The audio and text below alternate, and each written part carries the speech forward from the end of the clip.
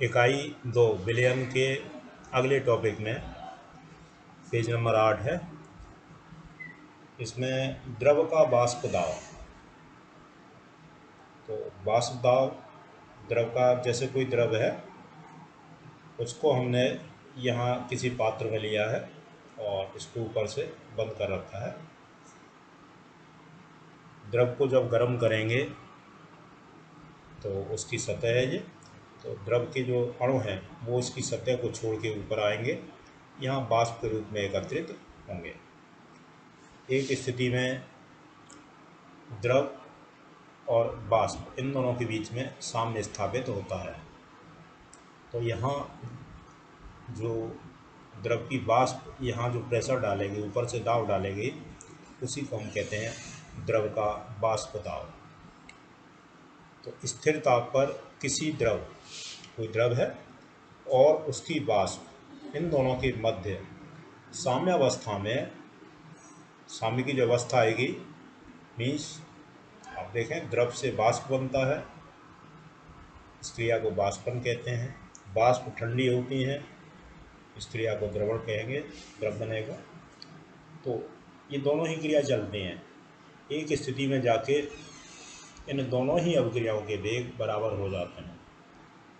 Means द्रव और वाष्प, इनके जो अणुओं की संख्या है वो स्थिर हो जाती है।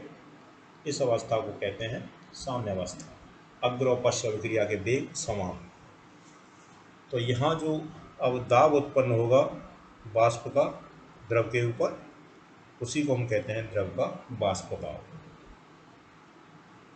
वाष्प दाब अवनमन, जैसे अभी आपने देखा कि यहाँ हमने शुद्ध विलायक लिया है और यहाँ ऊपर इसकी वाष्प आ रहे थे। यहाँ ये द्रव के अणु हैं, इन्हीं में से ये अणु ऊपर जाएंगे।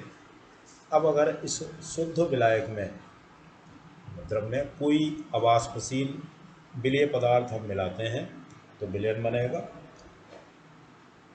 तो अब देखते हैं कि ऊपर जो है द्रव का जो वाष्प दाब है पहले ज़्यादा था, अब उसका जो हमने विलयन बना लिया है उसका वाष्प दाब कम आता है। इसी को हम कहते हैं वाष्प दाब में कमी या अवनमन। विलयन का वाष्प दाब कम होता है शुद्ध विलायक से, तो वाष्प दाब में कमी आई। तो इसी को अगला जो हेडिंग है आपका वाष्प दाब अवनमन। किसी द्रव में कोई अवाष्पशील पदार्थ घोलने पर जो विलयन बनेगा, प्राप्त विलयन, उसका वाष्प दाब कम हो जाता है, इसे वाष्प दाब अवनमन कहते हैं। मान लीजिए हमारा जो विलायक है उसका वाष्प दाब कैपिटल P है और इसमें विलेय पदार्थ घोल करके जो आपने विलयन बनाया है उसका वाष्प दाब PS है। तो वाष्प दाब में कितनी कमी आई? P minus PS। यहाँ आपेक्षिक वाष्प दाब अवनमन, कमी तो इतनी आई, पहले कितना था? P था, तो P के रेस्पेक्ट में कितना कमी आई उसी को हम कहेंगे आपेक्षिक वाष्प दाब अवनमन। P माइनस PS जो कमी आई वो बटे शुद्ध विलायक का वाष्प दाब। इस आपके इसमें राउल्ट का नियम है और इस पर सवाल भी है। तो राउल्ट का नियम ये कहता है कि ये जो है आपेक्षिक वाष्प दाब अवनमन, ये विलेय पदार्थ की मोल प्रभाज या मोल भिन्न के बराबर होता है।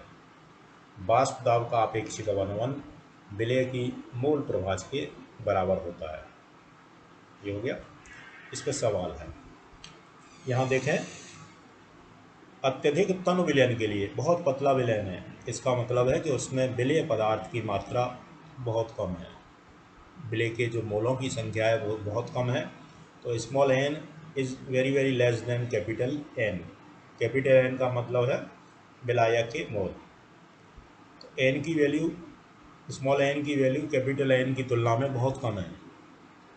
अतः ये जो समीकरण है एक, इसमें हमने हर में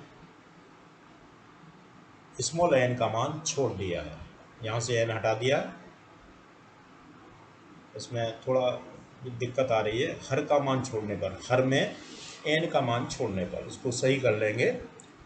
समीकरण 1 में जो हर है, हर माने नीचे वाला पोर्शन, ये अंश है, ये हर है, तो हर में n का मान छोड़ने पर क्या होगा, ये आपेक्षिक वास्तव अवनमन ये बराबर हो जाएगा स्मॉल n और कैपिटल N। स्मॉल n माने विलेय के मोल, ये बराबर होते हैं विलेय का भार बटे विलेय का अणुभार। कैपिटल N उसका भार विलायक का बटे उसका अणुभार। तो n के मान यहाँ रख दिए हमने, तो इस पर सवाल है और आगे सवाल आएंगे। राउल्ट के नियम की सीमाएं, ऐसे आता है कि राउल्ट का नियम कब लागू होता है, या एक साल ऐसे ही आ गया कि कब लागू नहीं होगा। तो पहला है सीमाएं हैं, लिमिट्स हैं इसकी, कब लागू होगा, जब हमारा तन विलयन होगा, तो तन विलयन होने पर ये लागू होता है। इसका मतलब अगर हमारा सांद्र विलयन होगा तो ये नियम लागू नहीं होगा। यह है अबाष्पशील पदार्थों के विलयन पे लागू है। इसका मतलब बाष्पशील अगर होंगे पदार्थ तो उन पे लागू नहीं होगा। तीसरा इसकी सीमा है कि यह वैद्युत अपॉटों के विलयनों पर लागू नहीं होता। तो लागू कब होगा, जब हमारा पदार्थ वैद्युत अनपघट्य होगा, मीन्स विलयन में जब आएगा तो वो आयनों में नहीं टूटेगा। तो ये 3 सीमाएं हैं राउल्ट के नियम की। अब इस पर कुछ सवाल हैं, वो आपको अलग से दिए जाएंगे। और जैसे एक हम उदाहरण के रूप में एक सवाल बता रहे हैं, और इसमें एक ही सूत्र आपका राउल्ट के नियम वाला जो ये सूत्र है इसका आप प्रयोग करेंगे। बस ये ध्यान रखना है, कैपिटल P क्या है, विलायक का वाष्प दाब, PS विलयन का वाष्प दाब है, और ये छोटे जो संकेत हैं ये विलेय के लिए हैं, बड़े वाले विलायक के लिए है। सवाल में क्या दिया है, क्या पूछा है, ये देखना है आपको। 20 डिग्री सेंटीग्रेड पर शुद्ध जल का वाष्प दाब इतना है, तो शुद्ध जल माने विलायक का वाष्प दाब P, ये P हो गया, इतने mm। 18 ग्राम ग्लूकोज को 100 ग्राम जल में घोलने पर, तो पानी में घुला है ग्लूकोज तो ये विलेय हो गया, स्मॉल w हो गया विलेय का भार 18 ग्राम, और विलायक का भार हो गया जो पानी है 100 ग्राम। विलयन का वाष्प दाब पूछ रहा है, वो PS पूछ रहा है आपसे। अब ये सूत्र है P माइनस PS बटे P, तो इसमें आपको P इसने दिया है, PS निकालना है, स्मॉल w दिया है उसने विलेय का भार, कैपिटल W दिया है विलायक का भार, M और कैपिटल M इनको आप निकाल लेंगे। जानते ही हैं ग्लूकोज का अगर आप सूत्र जानते हैं तो उससे उसका अणुभार निकाल लेंगे। इसमें जितने भी परमाणु हैं सबके भार को जोड़ करके इस अणु का भार निकालेंगे। C का भार परमाणु भार 12 है, हाइड्रोजन का 1, ऑक्सीजन का 16, तो यहाँ से आ गया 180। ऐसे ही जल H2O है उसका हो गया ये अणुभार। तो ये सारे ही मान रख के हम PS का मान निकाल सकते हैं। यहाँ से ये सारी वैल्यू रखने और यहाँ से PS का मान आ जाएगा, इसमें से इसको घटाएंगे, दशमलव के 2 अंक तक लिया है, तो इसमें जो आंसर दिया है वो 17.2 इतने mm PS आ गया। क्योंकि P का मान mm में है तो यहाँ भी इसको mm में ही लेंगे। तो इस तरह से आपके और भी सवाल दिए हुए हैं, अलग से हमने दिए हैं न्यूमेरिकल करके, और उनको आप एक एक सवाल को करें। अगर कोई सवाल नहीं आता है, बहुत कम लड़के पूछते हैं इसमें, आप सवाल करिए।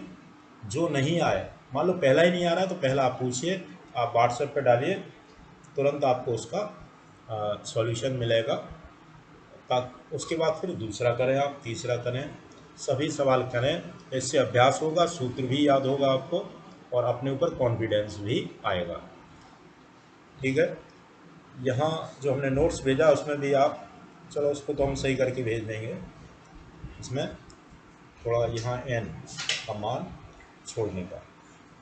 ठीक है।